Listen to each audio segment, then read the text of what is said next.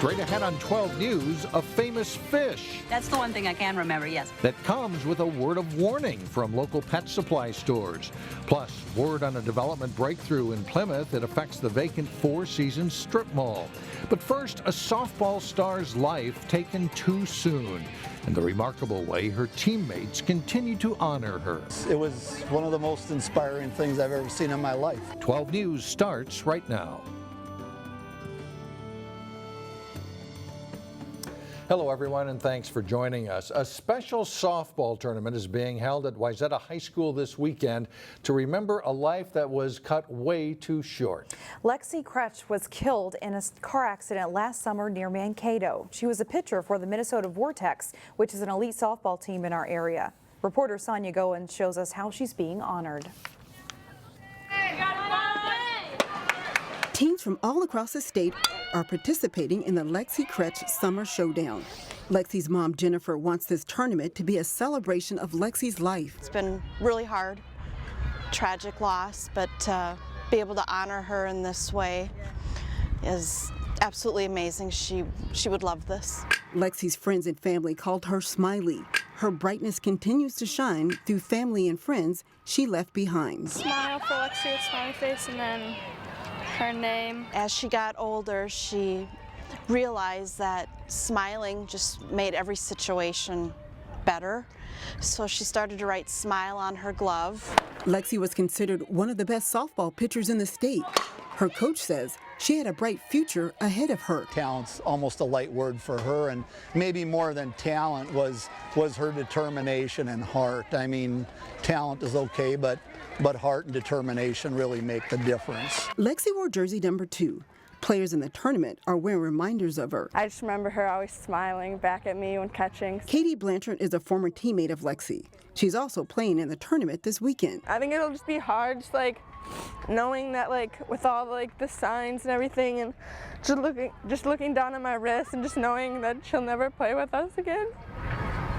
Her former teammates say they not only lost a teammate, but a good friend. On Saturday, a special ceremony will be held here on field number 2 to honor number 2.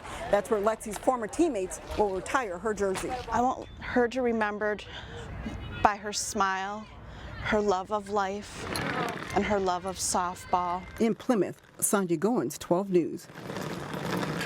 The jersey retirement ceremony starts at noon on Saturday. More than 170 games will be played at Wayzata High School this weekend. After sitting empty for years, the Four Seasons Mall in Plymouth appears to have a buyer. A developer has signed a purchase agreement and will be meeting with the City Council on Tuesday. No word yet on what the empty strip mall may become.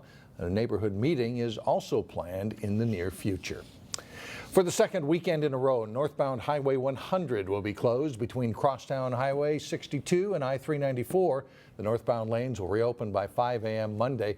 The same stretch of highway will be down to one lane for Thursday and Friday's commute and will close again next weekend. This weekend, you can experience what life is like in a developing country. The Compassion Experience in the parking lot of Grace Fellowship Church in Brooklyn Park is a walk-through exhibit.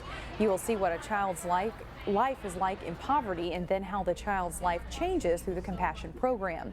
You can sponsor a child at the end of the exhibit, but organizers hope this experience brings greater awareness of what life is like in other places.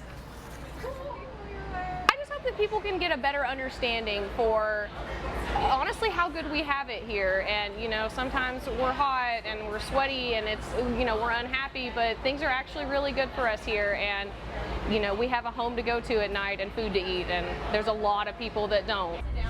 The exhibit is free and open until Monday afternoon. You can walk in or reserve a spot online. Well, this weekend, a celebration of some of man's best friends. Volunteers with Do Canines in New Hope are preparing for Graduation Day Saturday for 17 assistance dogs who are now paired up with people with hearing disabilities. 3 of those dogs overcame tremendous odds. These 3 dogs went from being homeless in shelters where it was the end of the road to being adopted by the Animal Humane Society here in Minneapolis, and then adopted by us, becoming an assistance dog for a person with a disability. One of these dogs is working at the Mayo Clinic every day. One works at the University of Minnesota every day. Saturday's graduation at Do Canines is open to the public. After being held on Saturdays for the past 3 years, the Tater Daze parade in Brooklyn Park moved back to Thursday last night.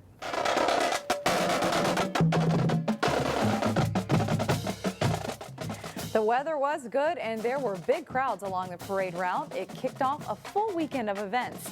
Friday night ends with an outdoor showing of the Wizard of Oz at Noble Sports Park. And on Saturday night, a fireworks show starts at 10.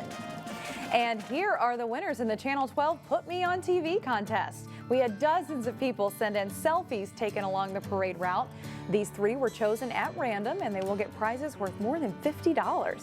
Other photos can be seen on our Facebook page as part of our parade coverage, which will replay Saturday at 4 and Sunday morning at 10 right here on Channel 12. The Brooklyn Park woman and her daughter will be $400 richer after finding Brooklyn Park's missing golden spud. There was something in one of the clues about a trail. So Naomi was saying she wasn't sure if it was on a trail, which is right over there, or over here. It took Peggy Larkin and her 12-year-old daughter Naomi just 3 clues to find the hidden spud. Clues that talked about gems and diamonds helped lead them to Jewel Park on the city's east side. Naomi researched names online and Charlie the dog closed the deal. That's when the dog ran after a squirrel in the trees, and I was down untangling his leash from the brush, and I just saw the dimples on the potato, and I called Naomi over and she picked it up, and that was it. Whatever works, right? And they will all attend a council meeting later this month to actually return the golden potato. Coming up, a cautionary tale about one very popular fish. And then later in sports, Wayzata tries to knock off the top seed in the state boys lacrosse tournament. We have your highlights. But first, getting hot for Father's Day weekend. Sunday, we could hit 90 degrees.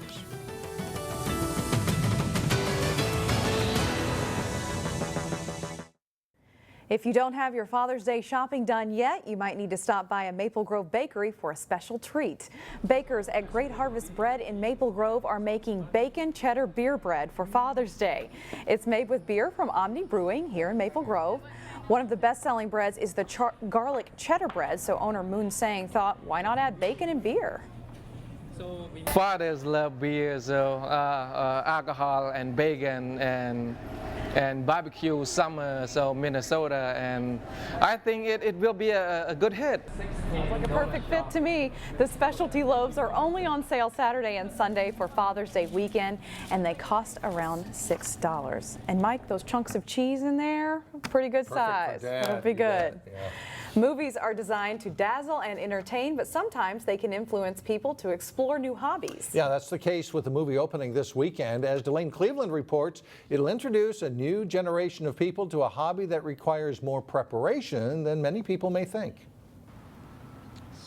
Now, critics are finding Dory unforgettable. 13 years after the release of the Disney Pixar film Finding Nemo. Yeah, I want to take my son to go see it. The long-awaited sequel Finding Dory hit theaters this weekend. What are we talking about again? The film is sure to generate big dollars at the box office, but movie theaters aren't the only places people will keep swimming toward. It'll be a repeat of Finding Nemo.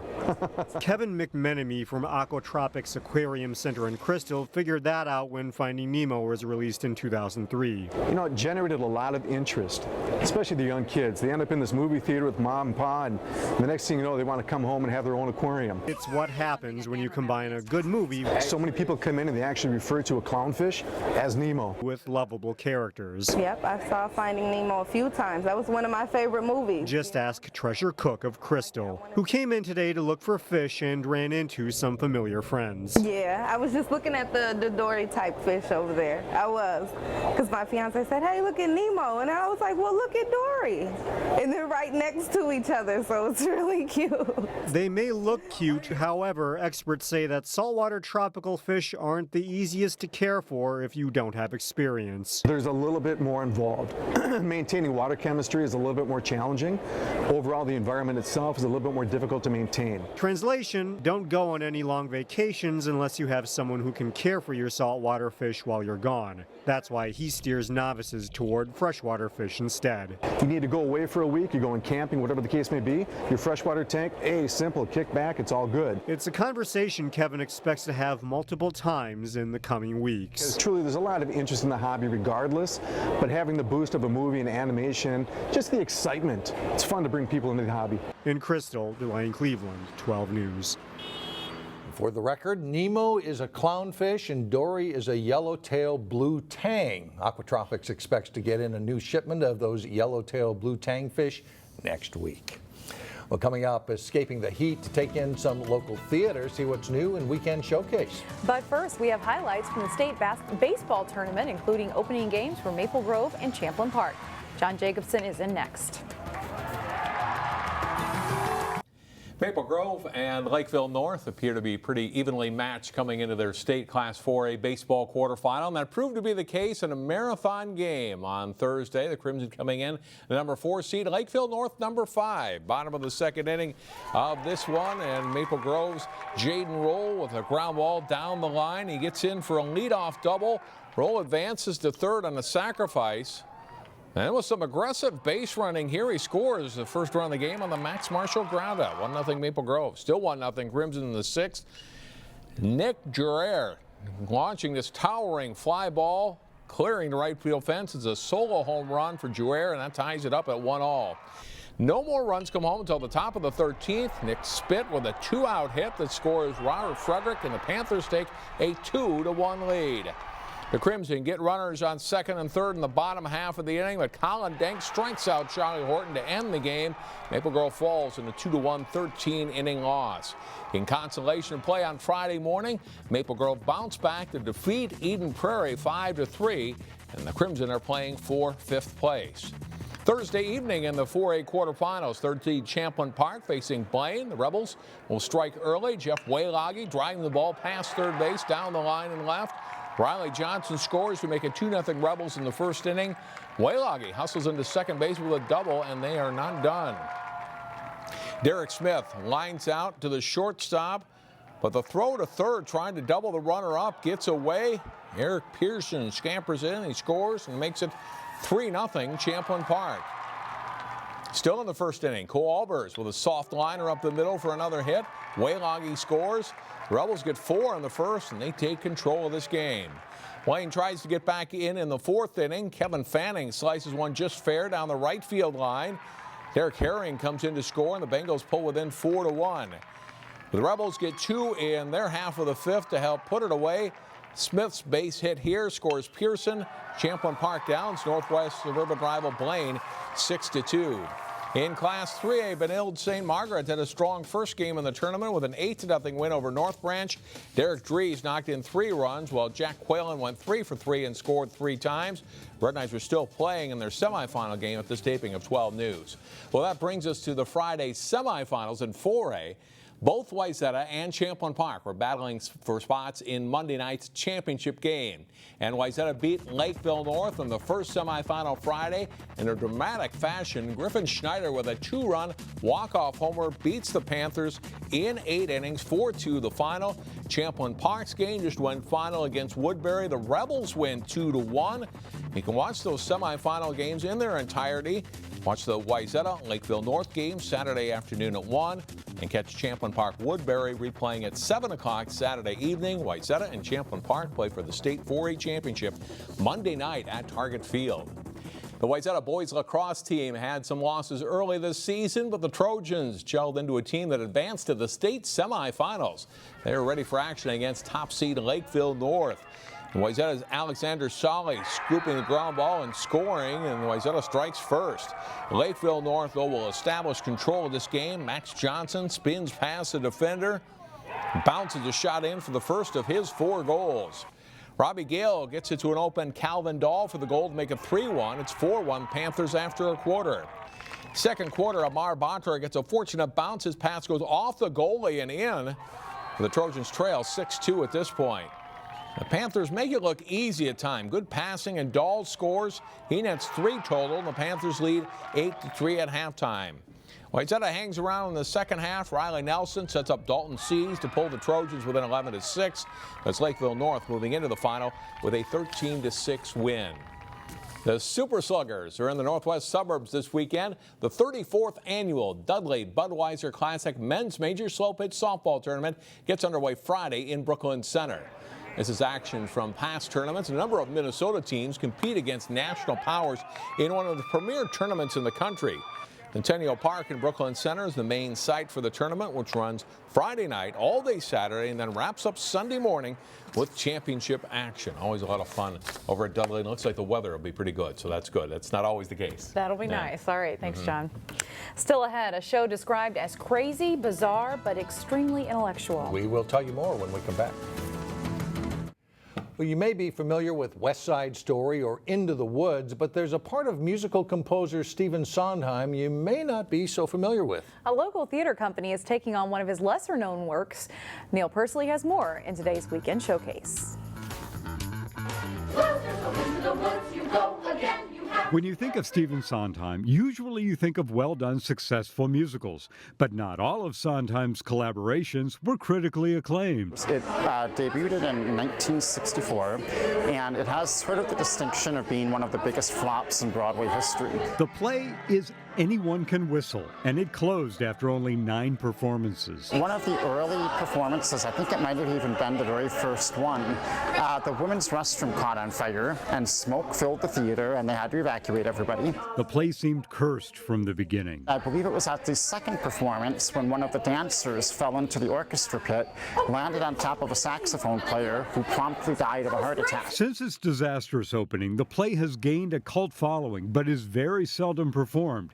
This was both the allure and the challenge. It deals with some really deep themes of individualism versus conformity. It throws some well-intentioned sort of barbs at topics like religion, politics, pretty much anything that's kind of a hot-button issue these days. The storyline centers around a fictional American town which is bankrupt, but whose most thriving business is a local insane asylum called the Cookie Jar. Since this show just isn't being done, one of the challenges for the cast was finding a reference on how to play their characters. Grace Reese plays the over-the-top and flamboyant mayoress of the town. I couldn't find a recording of it online. I couldn't find a way that anyone else had played it in the past besides some of the songs being recorded. The show is crazy and bizarre, and Charlie Leonard said it's the most intellectual show they've ever done. For Weekend Showcase, I'm Neil Persley, 12 News. Anyone Can Whistle runs through Saturday night at the Eisenhower Community Center. That looks really neat. It looks like a fun show. Let's hope they have better luck than the first time around. I don't way back think it when. could get much worse. Knock on wood. That's all the time we have for now. Thanks for joining us, everyone. We will see you back here again Monday starting at 4.